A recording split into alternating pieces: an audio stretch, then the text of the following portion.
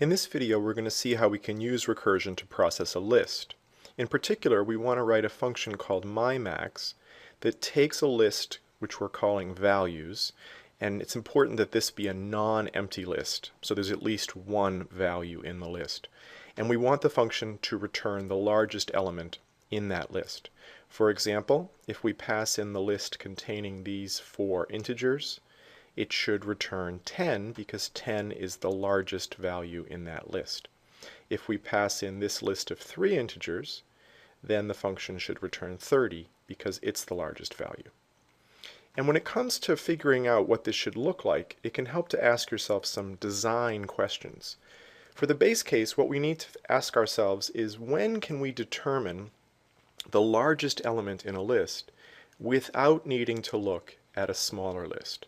So what is the smallest or simplest version of this problem? And if you think about it, it's when the list has only one element. For example, if I say myMax and I pass in the list containing just the number 5, then it's going to return 5. So to code this up, we're going to check for the case in which the length of the list values is equal to 1. And if that's true, that's our base case, we're just going to return the first element of the list. Now, what about the recursive case? So we have another question to ask for that. If I knew the largest element in a smaller list, how could I use that to determine the largest element in the entire list? So let's look at some concrete cases.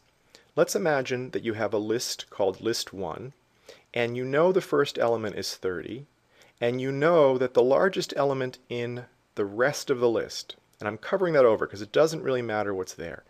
If I know the largest element in the rest is 18, then I know that the largest element in the entire list is 30, because this first element, 30, is greater than the largest element in the rest. And so myMax list 1 should return 30.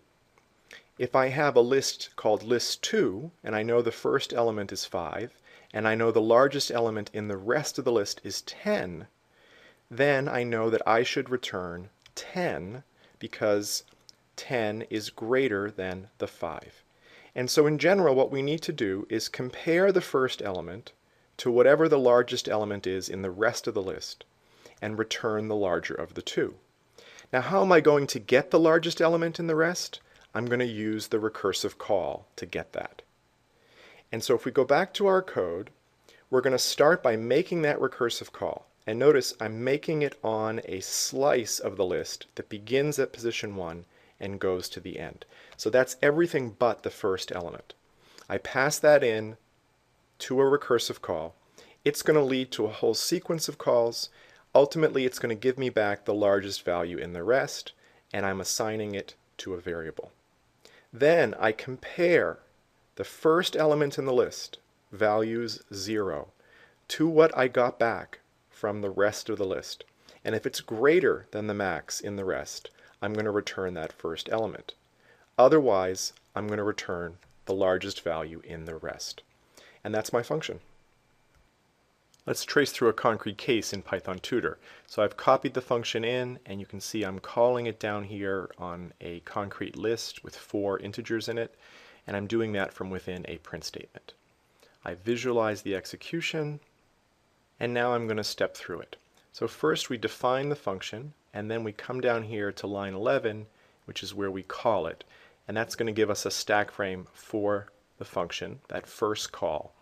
And you can see that values is representing this list of 4 values. So we start the function, we check to see if we have the base case, we don't, so we come down here and we make a recursive call on the slice that begins at position 1. And so in the next stack frame, values refers to that smaller list. We start the function over, we still don't have the base case, we make another recursive call, which gives us another stack frame. And we keep doing that until we get down to this call. And here we do have our base case because the length of the list is 1. And so we're going to just return the first element in the list, which is 8. That return value gets sent back, and it gets assigned to this variable max in rest in the previous call. And so you can see it's right here in the stack frame. We're then going to compare element 0, which is 5, to max in rest.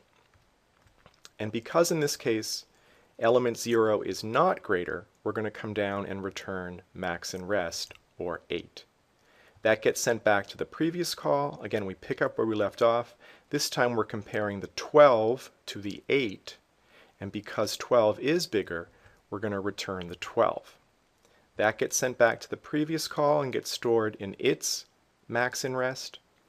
And again, we're comparing element 0 of the full list this time with max in rest, and because it's not greater, we're going to return max in rest, or 12, and that gets sent back to the global scope and it is printed.